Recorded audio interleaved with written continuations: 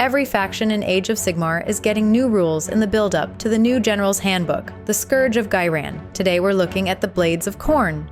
First, they're getting 2 new battle formations. The Tournament of Skulls lets you pick 2 non-hero units, 1 Bloodbound and 1 Demon. As long as they stay close to each other, both units get +1 to wound. Next, Goretide has you pick a Bloodbound hero and 2 nearby Bloodbound units in your movement phase. All 3 units gain 2 extra inches of movement for the rest of the turn. There's also a new prayer lore, the Gifts of the Blood God. Goreflesh is the unlimited prayer. You pick a nearby unit, or 2 if the chanting roll is 8 or above, and give them the ability to ignore the first damage point allocated each phase.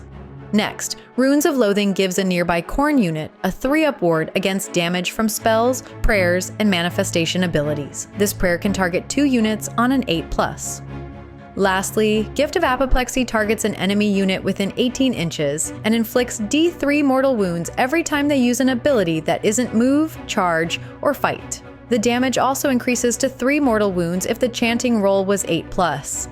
Finally, we're getting 2 new alternate war scrolls. The Mighty Lord of Korn now has 1 less attack, but deals 3 damage instead of 2. He also gains 2 new abilities.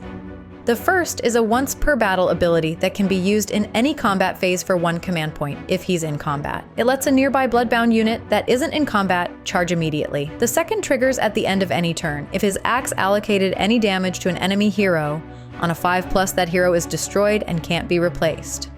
Bloodcrushers also get big changes. They now move 10 inches instead of 8, gain +1 damage on the charge, and their mounts gain anti-cavalry. They also have a new ability. When they charge on a 3+, they can move 2 d6 inches, passing through models, but they must finish in combat.